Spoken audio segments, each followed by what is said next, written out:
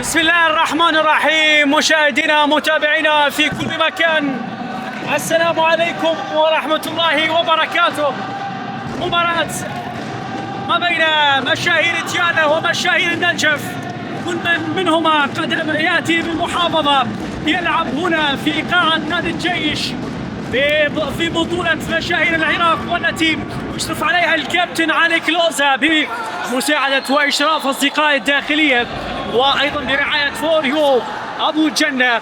شاهدنا قبل قليل مباراة ودع من خلالها بطل النسخة الماضية أصدقائي الداخلية بقيادة أبو خليل أمام مشاهير اليوتيوب، وقبلها ودع أبناء فوريو أصدقاء عقيل الطيب أيضا في المباراة قبل مباراة أبو خليل. وبالتالي هذه المباراة الثالثة اليوم، ومشاهير تيانا أمام مشاهير النجف، من على حساب من سيتأهل ويضم نفسه رفقة الفرق التي تأهلت ووصلت إلى الدور القادم. دور نصف النهائي انطلقت صافرة البداية للعودة من هنالك لفريق مشاهير تيانا بحراسة المرمى ماهر، في خط الظهر أبو مريوم وحياوي، في المقدمة مرتضى وليد وحسين عدنان وحبوط نيمار، بينما مشاهير النجف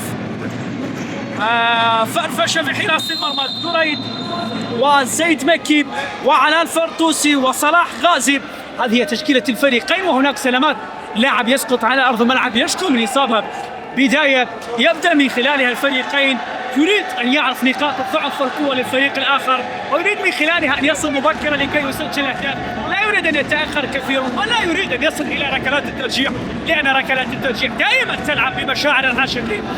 العزم والدافع المعنوي مشاهير تيانا بقيادة أبو مريوم، هل ينجح اليوم أمام كتيبة علال الفردوسي والبقية؟ خطأ لمشاهير تيانا، تلعب هذه وسط الملعب، من هنالك محاولة الانطلاق مرتضى وليد الاسناد والمتابعة لكنها تقطع. اصبح عكسية في وسط الملعب، الانتظار من صلاح غازي، هذه تسديدة لكنها تبعد إلى هنالك الرمية الجانبية في الجهات المقابلة عند مشاهير النجف. تريدع هذه محاولة قطعت واصبحت مشاهير تيانا، لكن فيها خطأ، الصافرة حاضرة بالتالي خطأ. من هناك لعنان الفردوسي بالقميص 8 عود إلى هنالك، هذا يشير حتى المباراة يأتي الرمية الجانبية لعنان الفردوسي على حظ الكرة مع دريدة، حاول يراوغ السلام، ولكن بعد ذلك أبو مريوم يعمل خطأ، وبالتالي مكالفة لمشاهير النجف. مشاهير النجف، اسمع اسمع اسمع اسمع عزيزي المشاهد، هذا الطلب لجماهير تيانا القادمون من هنالك. ذولا ما يتناولون مشروب طاقة، ذولا لا يحتاجون إلى مشروب طاقة. مدينة البرتقال هو الفيتامين الأول اللي أعطاهم الدافع وأعطاهم الحافز والقوة، الذي جعل المدرجات تنتج بأصوات وحناجر وطبول جماهير تيانا في اللقطة الماضية. تريدع على تنفيذ الكرة تلعبها للسؤال لعنان الفردوسي، تقطع من هنالك محاولة الانطلاقة، أمكانية التسديد، هذه الكرة لصلاح لكنها عادل. تريدع مر تقدم، هذه جول، لكن حارس المرمى ماهر يتصدر بالكرة الأولى، أخطر فرصة حتى صلاح غازي، صلاح صلاح صلاح صلاح صلاح يسرق المفتاح ويأتي بطريق النجاح ليعلن عن أول أهداف النجف. جول ولا أروع، جول مميز حقيقة بلمسة واحدة، لا يحتاج إلى الكثير، بل بلمسة واحدة مشاهير النجف جاءوا. يا سلام على المهارة من القميص 10 مع مشاهير تيانا، اللي بالكرة الماضية حاول أن يأتي علي، ولكن بعد ذلك حياوي قطع كرة وارسلها من هنالك أمام علال الفردوسي. عادت في هذه الصورة دريدع قريبة في الجهة عند زيد مكي، دريدع بكرة طويلة ترسل لكنها تذهب إلى خارج أرض الملعب، وصلت إلى خارج أرض الملعب. من هناك يحاول مشاهير تيانا وجماهيرهم كي يعودوا، لا يريد الانتظار، محاولة الانطلاق، حياوي حياوي حياوي حياوي يبحث عن خطأ، حكم المباراة لا يشير بأي شيء. استقبال، يا سلام على المرور. هذه كرة محاولة الانطلاقة، مشاهير النجف بادئ بقوة، تسجيل دخول قوي والأروع. يا سلام على المرور، دريدة فعلها ثاني. صلاح صلاح صلاح صلاح صلاح صلاح هو العريس في هذه الليلة. صلاح وللمرة الثانية بظرف أقل من 5 دقائق مشاهير النجف تأتي بهدفين عن طريق صلاح غازي، يكسي مشاهير ديالا وشوف الاحتفال والطرب الحاضر في قاعة نادي الجيش. يا سلام على صلاح غازي، لمسة أولى جول، لمسة ثانية جول، حذار الثالثة تكون هاتريك. هاتريك في ربع ساعة أول، هذا شيء جميل. لكن ننتظر لحد الآن ردة الفعل لمشاهير ديالا. وين أبو مريومة؟ وين أبو هرب؟ وين حياوي؟ وين وجماهير ديالا بعد أن كانت عاملة جو في المدرج شوي شوي بدأ ينخفض الصوت. وصلاح هاتريك في شوط عالمي، لكن الفرطوسي ضاعت من أمامه. علاء الفرطوسي صاحب الصوت الجميل اللي يلعب كمهاجم مع مشاهير النجف. هذه كرة عند دريدة، يأتي بكرة قوية من هنالك تبعد لتعود عند مشاهير ديالا على الاستقبال بالمرتضى. مراوغة ثم بعد ذلك طالبة بخطأ تصل إلى مرتضى، نقلة بهذا الشكل لحياوي لم تصل. بعد ذلك يتحصل على رمية جانبية. مشاهير ديالا بكل ما يملكون من قوة وأسلحة. فيها تدخل وخطأ، ربما بطاقة صفراء يمنحها حكم المباراة، بالتالي خطأ. الكرة ثابتة لمشاهير ديالا بانتظار ردة الفعل، تلعب بهذا الشكل لم تصل لحياوي. المطالبة بخطأ أصبحت عكسية. فيها ثالث هاتريك. لا هذه المرة كرة زيد مكي يضيع فرصة هدف ثالث، يضيع فرصة رصاصة الرحمة. وزيد مكي على تنفيذ الضربة الركنية ترسل بهذا الشكل. صلاح يبحث عن الهاتريك، هل ينجح في ذلك؟ من أبو مريومة سيعمل تغييرات ويعود بفريقه إلى نقطة البداية، مثل ما شاهدنا في المباراة اللي انتهت قبل هذه المباراة. 2 مقابل هدفين قدم فريق مشاهير اليوتيوب في المباراة اللي قبل هذه، انتهت بانتصار مشاهير اليوتيوب بركلات الترجيح. وحال من هنالك مشاهير النجف تريد أن تحافظ على التقدم، تبقى الأمور كما هي بانتظار مرتضى. نقلات حاضرة إلى هنالك والعودة لحارس المرمى فرفشة وانتظار حياوي. هل يأتي الرد؟ هذه تسديدة محاولة، لكن لماذا لم يسدد؟ كان عنده المساحة، كانت عنده المساحة الكافية كي يسدد، لكن الفضل لعبها. لا يريد أن يكون أنانيا ويتسبب بردة فعل من الجمهور. كان متخوف، لم يملك الجرأة الكافية كي يسدد بالمباشر، ويأتي بالفرح لمشاهير ديالا. تصل قميص 7 زيد مكي، يعود لحارس المرمى فرفشة. وصلت عند دفاعات مشاهير ديالا حسين عدنان، من حسين عدنان في الوسط، نقلة بهذه الصورة إلى هناك في الجهة المقابلة. حياوي ولكن حارس المرمى، حياوي ولكن فرفشة. وهذه كرة تلعب سريعة، حطها في الجول. جول. يا عيني يا عيني يا عيني يا عيني على ما فعل مشاهير ديالا في الكرة الماضية. أسقط المدافع، وبالتالي العارضة هو القائم الأيمن تعاطف وارتدى قميص النجف وتصدى للكرة. بينما من هنالك علاء الفرطوسي لمشاهير النجف، تعود إلى زيد مكي. زيد فقد كرة زيد. إلى هنالك رمية جانبية عند من يحمل إشارة القيادة دريدة. أرسل كرة بهذا الشكل، البحث عن صلاح غازي صاحب الهدفين، يبحث عن الهاتريك في مباراة اليوم ويريد أن يصل بفريقه إلى مباراة النصف النهائي. لا يريد إلى هنا وتنتهي مسيرتهم، بل يريدون إكمال الطريق. حياوي هل بإمكانه؟ يد وحدة لا تصفق يا حياوي. وحدة أراد اختراق دفاعات النجف لتعود من هنالك إلى صلاح غازي.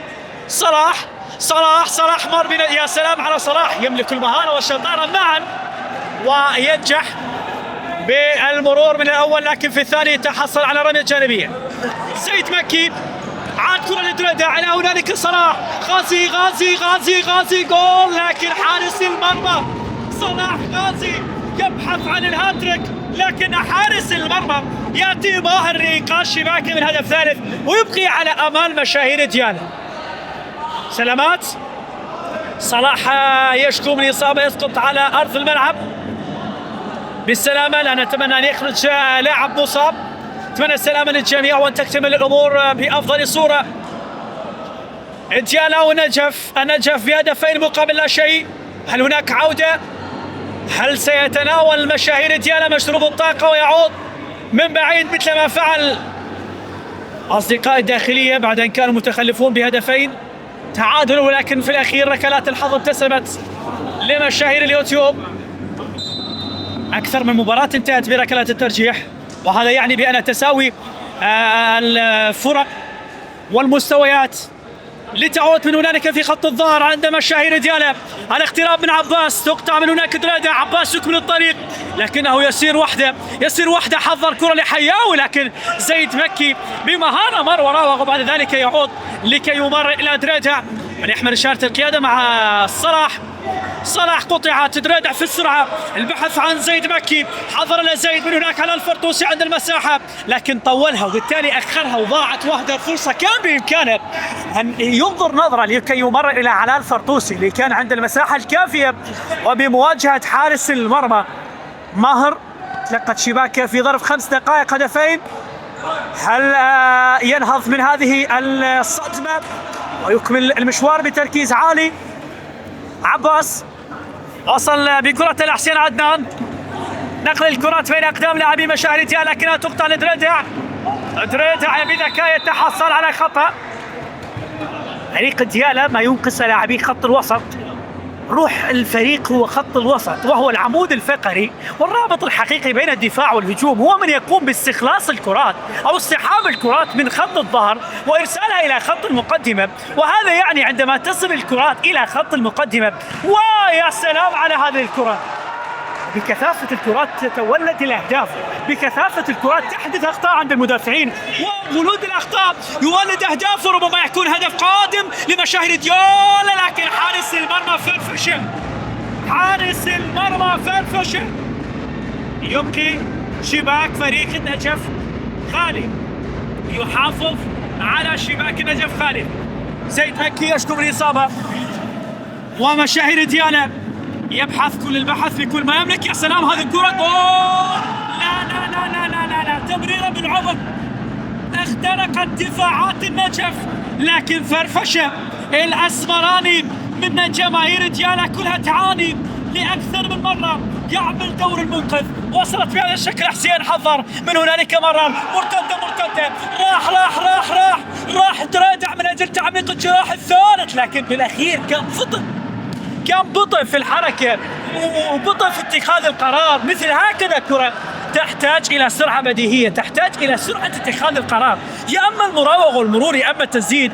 بالتالي احتار ما بين التمرير، ما بين المراوغة، ما بين الانتظار، ضاعت فرصة الثالث على دريدة.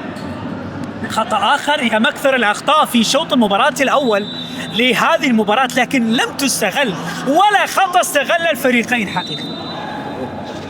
حبش يشترك في هذه اللحظات لمشاهير النجف، حبش في خط الظهر، عملية التحضير، حياوي ركلة جزاء لمشاهير ديالا.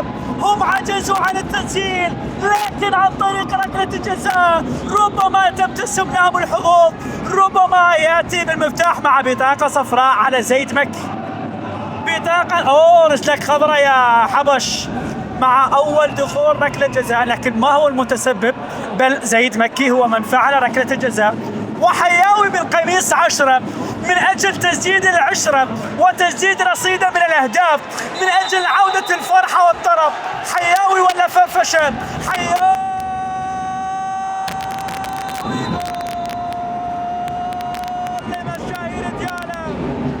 لمشاهير ديالا، دقت طبولهم وصدحت حناجرهم في المدرجات بهدف تقليص الفارق. أصبحت هدفين. شوف مبارك يعمل جو مع المشجعين ويريد أن يأتي العزم من المدرجات كي تعود الآمال لمشاهير ديالا. هدفين مقابل هدف فارق هدف ليس بفارق كبير في عالم كرة القدم، وخصوصا في عالم كرة القدم الإصابات في ظرف أقل من دقيقة، بجزء من الدقيقة يأتي هدف، تأتي فرصة، تأتي خطورة. وهنا زيد مع دريدع إلى زيد مكي، قريب من حبش يعود لفرفشة حتى في ركلة الجزاء تصدى، ولكن بعد ذلك دخلت في الشباك وسلامة. حادث مروري بين حارس المرمى ماهر وبين صلاح يتنقل بطاقة الصفراء. سلامات لماهر، عادت الروح في المدرج لجماهير مشاهير دياله. تحضير حياوي من عادل إلى من عباس، تقدم التعادل ربما يكون عادل.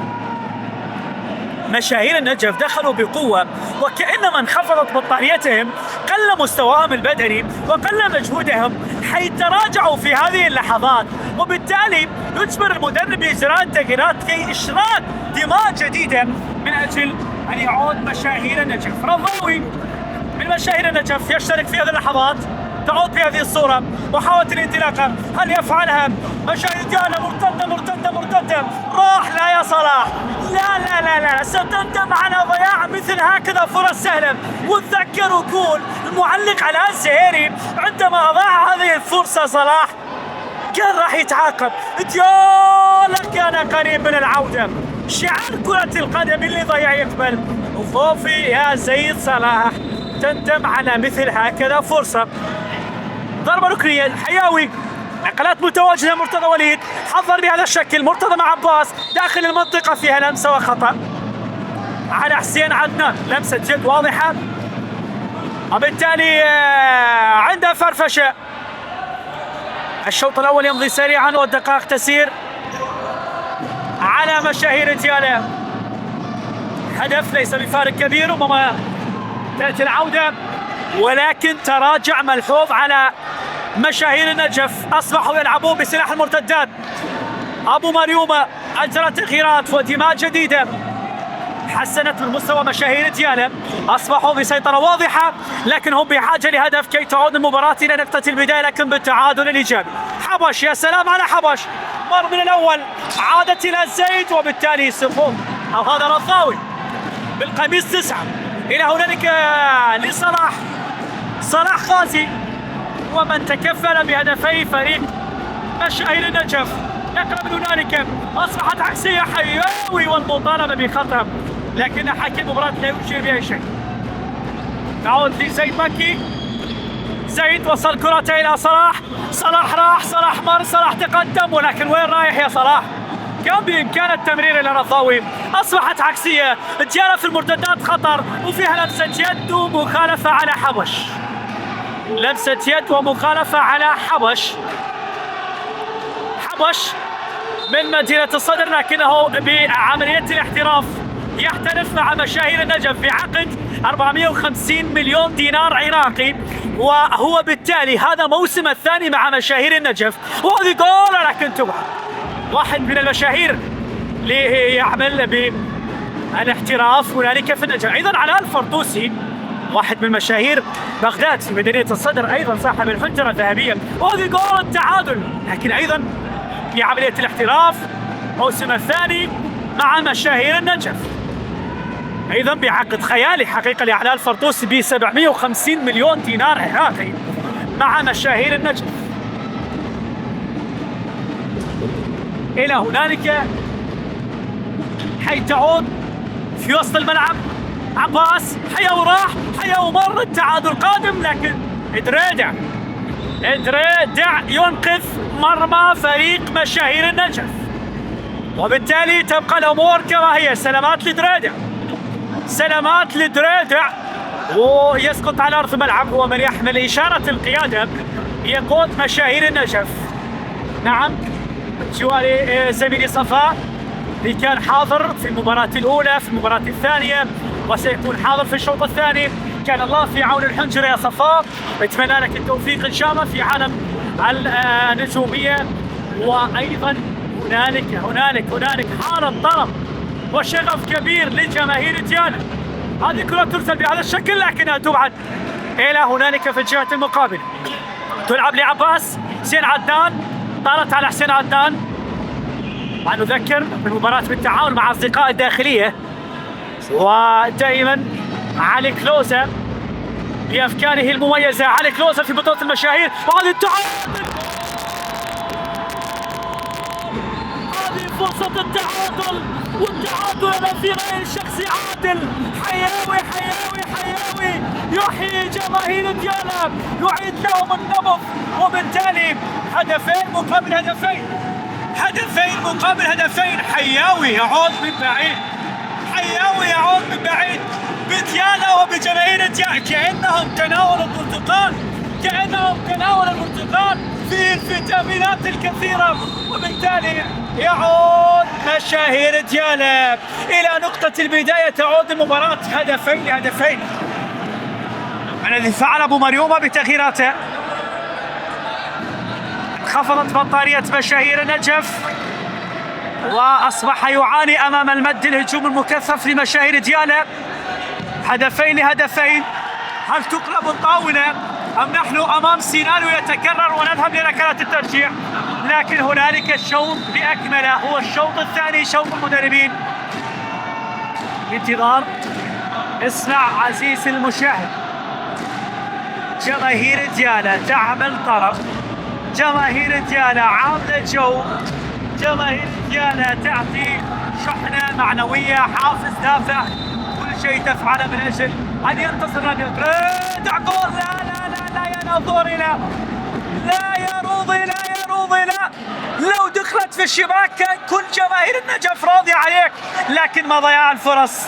هناك عتب وعتب الحبايب من جماهير النجف على ضياع هذه الفرصة. روضي دقيقتين كوقت مضاف بدل من ضاع، أو لا عفوا دقيقتين، تبقى الأمور كما هي. من هناك تصل هذه الكرة عند حياوي، هاتريك قريب، ولكنها عادت. زيد مكي مع دريدع، دريدع لن ينتهي الوقت الأصلي، عفوا لم يكن هو الوقت الإضافي، ما شاء به حكم مباراة هذه الكرة، ترسل بهذا الشكل المرتدة، كرة عكسية، هاتريك هاتريك هاتريك هاتريك هاتريك هاتريك. العارضة أو القائم الأيمن يرفض هدف ثالث، ويرفض الهاتريك، ويرفض قلب الطاولة من مشاهير ديالى، يرفض قلب الطاولة من مشاهير ديالى. التحذير من هنالك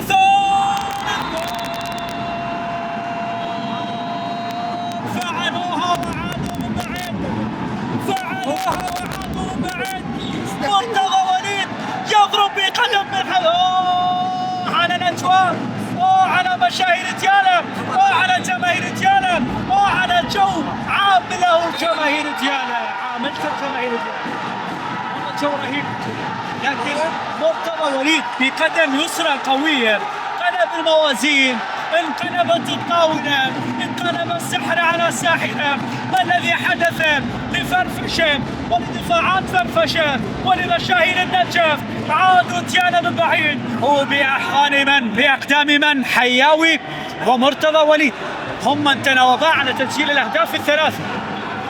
فريق ديالى عاد من بعيد، وكأنه دخل من أجل قراءة الموقف ومعرفة أوراق النجف، بعد ذلك فاجأهم ودخل بأداء مغاير في نصف الشوط الأول. شوط أول مثير، شوط أول فيه الكثير من المتغيرات بمباراة متقلبة المزاج. في البداية ابتسمت للنجف، بعد ذلك ابكتهم وابتسمت لفريق ديالى، مرة هنا مرة هناك. وبانتظار ماذا سيحدث في نهاية الشوط الأول، وما الذي سيحدث في الشوط الثاني. كل شيء متوقع في مباراة مفتوحة على كامل مصراعيها. الرابع لو يأتي، الرابع لم يأتي، بل يتأجل إلى شعار آخر.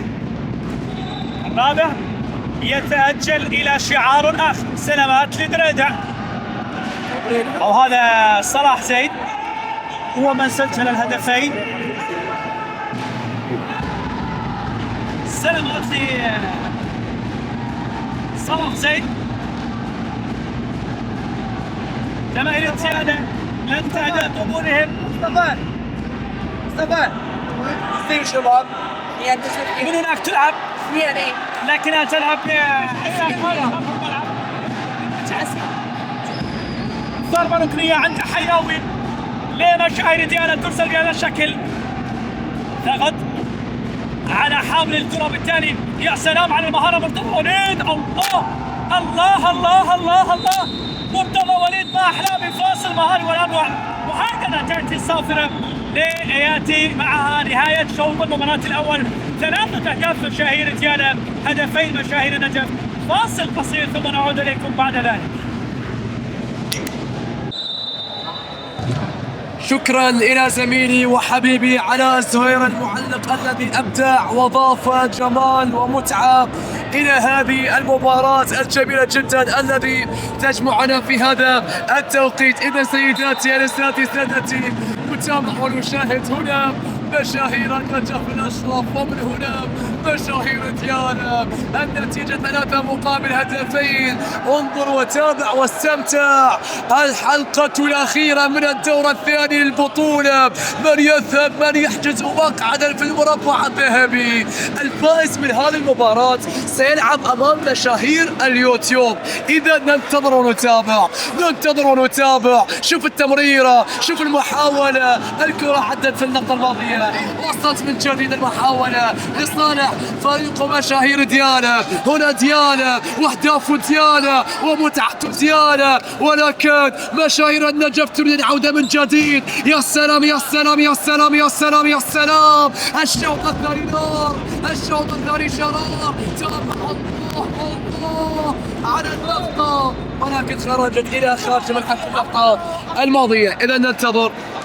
الأمور ما زالت تسديدة. الرادع يحاول، الكرة مرت من جديد. انظر وتابع. حسين عدنان كان في اللقطة، ولكن يسقط الرادع بهذا التوقيت. سلام تحية الرادع. إلا هذا الرادع هو من ينصاب ونحن من نتأدب. هو من ينصاب ونحن من نتأدب. هم أصحاب النقل المباشر لهذه البطولة. نعم، الكادر التصويري الذي في كل يوم يصدمنا في إبداعه. تكلم عن مقتدى إبراهيم، تكلم عن برهم صاحب الدرون، حسن كنوش. كرة مرت.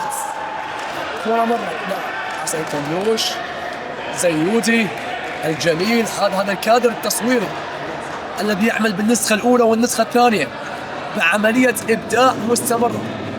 أينما يحضرون يحضر الإبداع. هذه حقيقة ليس مجاملة. إذن صح اختيارك يا علي كلوز، ما أجمل اختيارك لهذا الكادر الذي ينقل لنا الأحداث الكروية. إذن نتابع ونشاهد. الصافرة موجود.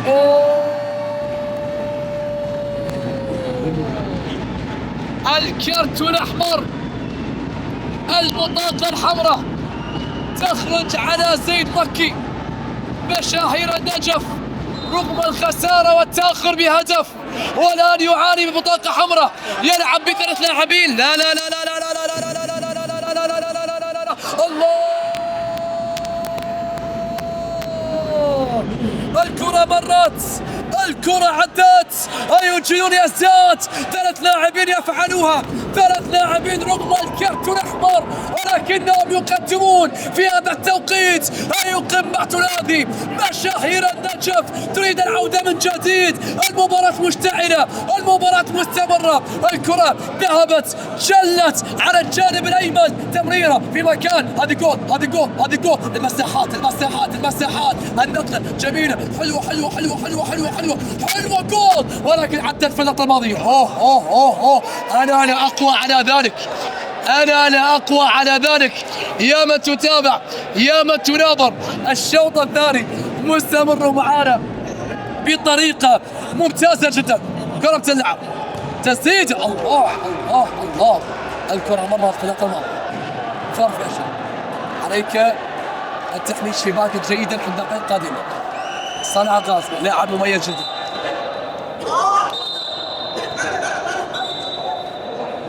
صافرة موجودة. السلام كل السلامة إلى لاعبينا. الروح الرياضية تكون متواصل. عبارة جميلة دائما تقول لك كن خلوقا قبل أن تكن رياضيا. خلوقا قبل أن تكن رياضيا. سلامات. حاول مدرج ولاعب كم صار اسمها بس نتكلم عن الروح الرياضية. إذا سلامات. سلامات لحسين عدنان. حسين عدنان نعم يسقط أرضا. نتمنى السلامة اللاعبين. إذا الشوط الثاني مستمر. عزل المتابعة. يا سلام على حبش الرقم 10 مع مشاهير النجف. حبش رغم الوزن رغم الدهون ولكن يقدم طلقة موجودة. صلاح وبالتالي فقد الكرة في اللقطة الماضية. حيدر عمار مدرب مشاهير النجف وابو مريومة مدرب مشاهير اديالة. المدربين الان بتوجيهات وتعليمات مستمرة في الشوط الثاني. الشوط الحقيقي بعيدا عن الدراما. هنا من يكمل الكلام ومن يكمل القصة ومن يكمل الحكاية. من يروي لنا الشوط الثاني يا سادة؟ من الرادع محاولة طارت أكثر من اللازم. لن يسيطر على الكرة في اللقطة الأخيرة. وصلت إلى خارج الملعب. رمية تماس وأجوال حماس مستمرة. لمسة مرور ممتازة جدا. حياوي كان في اللقطة وبالتالي عدت ذهبت راحت ولت خرجت جلت إلى خارج الملعب. إذا تتنفس سريعة. حياوي مر لكن ممنوع. الدرادع يرفع لافتة ويقول الطريق مسدود. مشاهير النجف والأشرف تغلق الطرق أمام ديانة ولكن الآن ممكن يفتحون شارعا لهم. الله. وبالتالي عدت. يا سلام على ما نشاهده في الشوط الثاني. عملية الإصرار متواصلة طوال المباراة وخاصة في الشوط الثاني. عزيز المتابع تلعب الكرة السريعة وبالتالي خرجت إلى ركنية كورة. إذا نتابع ونشاهد الأمور ما زالت في شوطنا الثاني. خروج حبش من مشاهير النجف لكن حبش كما ذكر زميلي علاء زهير من مدينة الصدر.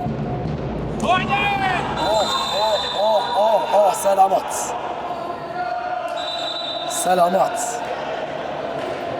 سلام وكل السلامة في اللقطة الماضية. على ذكر مدينة الصدر في شاعر كتب أبيات بحق المدينة كلمات جميلة جدا تقول هاي المدينة بدنيا ما تنباع لو بتجنح من الهوست القطاع. الله الله الله الله الله. هاي المدينة بدنيا ما تنباع لو بتجنح من الهوست القطاع. بس قل انت من يا قطاع يا ابن المدينة. يا سلام. تذكر المدينة لابد ان تذكر امور عديدة. الكرة مرت وصلت من جديد. لمسة حياوي استلم. حياوي مرت كرة عالية جميلة. الله. لكن لن يحصلها اللاعب في اللقطة الماضية. ننتظر ونتابع الاستمرار يا سادة. فرفشة يبعدها ببوكس قوي جدا تصل إلى خارج الملعب. رمية تماس جانبية. الأمور ما زالت. الله. عباس الشرس. اسمك شرس ليس فقط بالاسم بل حتى في مواجهة الشباك. أنت شرس يا عباس. الله الله الله الله. أصبحت 4 مشاهير ديالة يقصون بهذه الدقائق على مشاهير النجف بهدف رابع.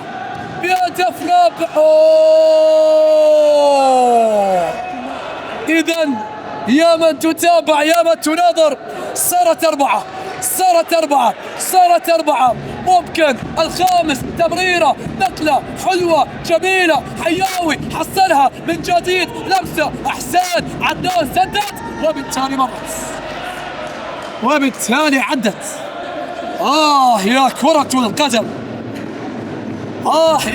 القدم. جميلة في كل وقت وحين. عندما أنظر إليها أتمتع، عندما أعلق عليها أستمتع، عندما ألعب بلاي ستيشن وأختار باريس أيضا أستمتع، عندما ألعبها أستمتع كثيرا. إنها الكرة، إنها الكرة يا سادة، الجلد المدور، الساحرة المستديرة. نعم، من الذي اخترع هذه اللعبة اللي أفضل لعبة في العالم؟ الصين. الصين. الله، الكرة مرت، الكرة مرت. من اخترع هذه اللعبة؟ الكنترة. نعم، ولكن ذهبت أيضا إلى الصين. ليس هذه المعلومة، في اختلاف على المعلومة. البعض يقول الصين، البعض يقول الكنترة، حسب ما قريناه وما سمعناه من معلقين أيضا كبار. تكلم على مصطفى الجيري، كان على حسن طيب، يعني وكانت الصين هم أول من اخترعوا كرة القدم. كان اخترع نتابع الكرة مرت، الصافرة موجودة. سلامات سلامات. إذا ننتظر، الأمور ما زالت. صافرة موجودة، دخول علي كلوز. كان الله بعونك يا علي كلوز، كان الله بعونك يا علي كلوز. هدف هدف هدف هدف هدف هدف. ركلة جزاء، ركلة جزاء كي تعيد مشاهير النجف إلى البطولة. عادوا يتنفسون سعداء، عادوا يتنفسون سعداء بهذه الركلة. ممكن، لكن شوف شوف شوف من اللي داخل على الحراسة، شوف من اللي داخل. هذا مين هذا؟ هذا مين هذا؟ هذا الذي قال أنا سأغلق الشباك، ولكن لا يشارك، لا يشارك، لا تزعلون، سيشارك. صافرة موجودة. صلاح صلاح صلاح صلاح صلاح غازي عاد من جديد من أجل المواعيد، أصبحت 4-3. مشاهير النجف لا تستسلم، لا ترفع المنديل الأبيض، لا تستسلم حتى أن تعود، لا تستسلم حتى أن تعود، لا تتوقف أبدا. اجتهد، العب، قاتل حتى تستمع صافرة النهاية. صافرة وخطأ، صافرة وخطأ. ظاهر وحيد، ظاهر وحيد يحتاج يعترض. حسين عدنان، تمريره عباس، شرس شرس شرس شرس شرس. عباس يا ناس، الله، ضاعت الكرة، ضاعت الكرة من حياوي في اللقطة الماضية. فرفش الآن يلعبها إلى ظاهر، ظاهر يدردع إلى رضاوي، الشاعر الجميل المحبوب. كرة عالية، صالح غازي حصلها، الحارس يتصدى.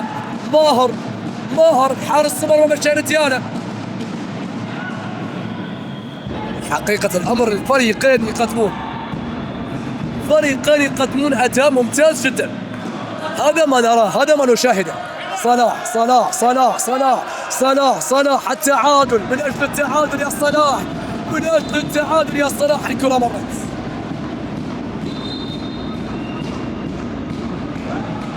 الكرة مرت في اللقطة الماضية. الفائز من هذه المباراة سيلعب في المربع الذهبي أمام مشاهير اليوتيوب. غدا مباراتين على التوالي، كي نتعرف على من يتواجد في الختام في يوم السبت. نعم، هذه المرة سريعة، وهذه واحدة من البطولات التي لا نتمناها أن تنتهي في رمضان. جميلة جدا هذه البطولة، كل ينتظرها، كل الجماهير المحبة العاشقة تنتظر بطولة مشاهير العراق في كل رمضان. ظاهر كان باللقطة الماضية والتسديدة، وبالتالي عدت. عباس، تمريرة إلى حياوي، يسقط حياوي، نقل في مكان صلاح. التعادل، صلاح التعادل، الله الله الله الله، مرت سريعة عكسية، سيعاقبون. لا لا لا لا لا لا، مستحيل، ما نراه، ما نشاهده، أمر غريب، إضاعة الفرص يا سادة. عليكم بالهدف، عليكم بالهدف، يترادع في اللقطة الماضية. هدف واحد يتعادلون، هدف واحد يتعادلون بالنتيجة. إذا ننتظر.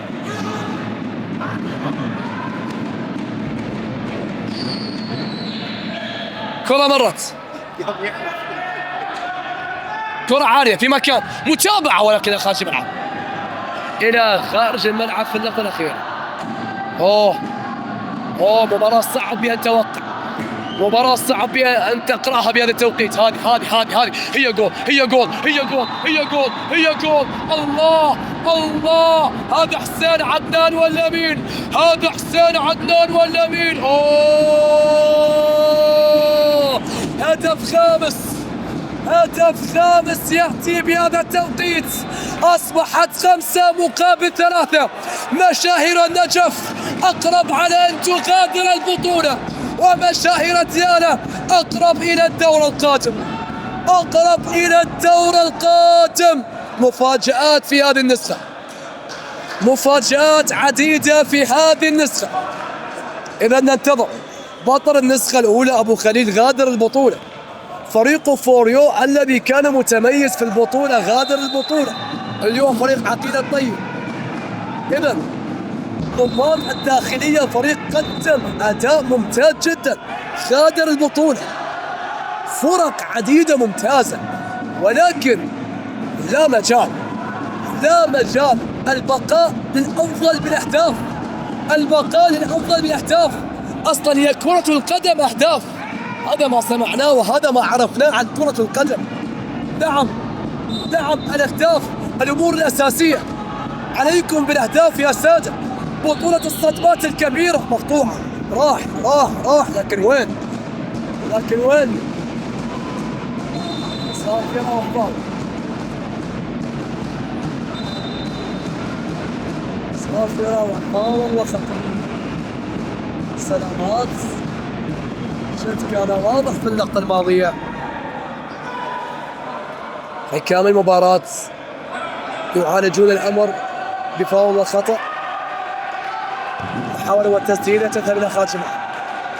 يحتاجون إلى هدفين من أجل العودة من جديد. هل تكتب لهم العودة أم لا؟ كرة عالية على طول، السادس يا حياوي، هدف سادس ينهي القصة، يغلق الكتاب. صافرة فاول لصالح صلاح غازي، نعم. صافرة وفاول وخطأ. الأمور ما زالت، ما زلنا لحد هذه اللحظة داخلين على الساعة 1، داخلين على الساعة 1 ليلا، لا صباحا، الساعة 1 صباحا وما زلنا، الساعة 1 صباحا وما زلنا في البطولة الرمضانية لمشاهير العراق. متى نتسحر، متى نتابع مسلسل للبنفسج. إذا ننتظر، لكن هذه مسلسل جميلة ينتظرنا أبو سعدية. إذا نتابع، الأمور ما زالت. أوه، والكرة مرت. واحدة من كلمات أبو سعدية: يكون الليلة ما تقضي. إذا نتابع، الأمور ما زالت. الساعة 1 صباحا وما زلنا في بطولة مشاهير العراق على نادي الجيش الرياضي. هنا القاعة المغلقة، هنا المتعة المستمرة. إذا ننتظر. تلعب الكرة مشاهير النجف، تلعب سريعة. عادت مجددا. دياله تتحرك بشكل ممتاز. عباس تمريره لكن حبش يخلصها. حبش يخلصها في اللقطة الماضية. تعود الكرة من جديد. صلاح غازي يتقدم لكن الكرة طويلة وطالت أكثر من اللازم. تصل إلى ضربة مرمى. ماهر الحارس الذي قدم أدوار فعالة في البطولة. حسين عداوي عبد الكرة في مكان ولكن استخلاص وابتكار. تمريرة صلاح سجل يا حسين. سجل يا حسين. كرة مرت، كرة عدت. بإمكانكم العودة برمشة عين بالملاعب المصغرة. يأتي الهدف بحال سجلتم هدف رابع العودة تكون حاضرة.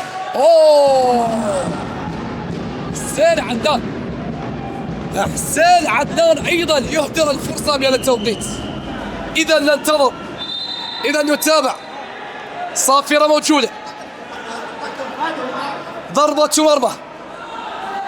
تعود الكرة من جديد. حبش يتقدم، يحاول محاولة المرور ولكن استخلاص ابتكار. عباس خلصها. كرة جول.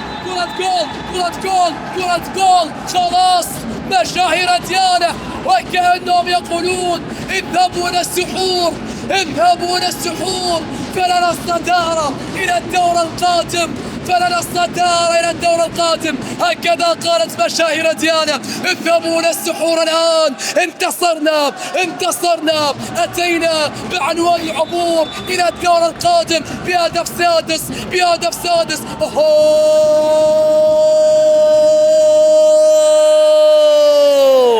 مستحيل دخول حارس المرمى بهذا التوقيت.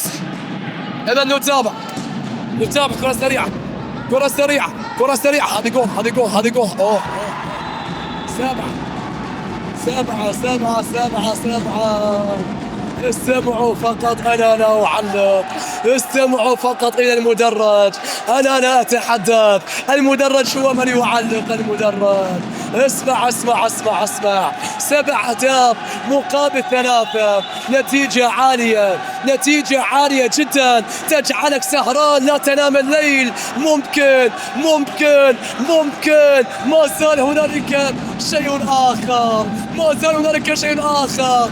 شوف ديانا وجنون ديانا وجماهير ديانا. الله.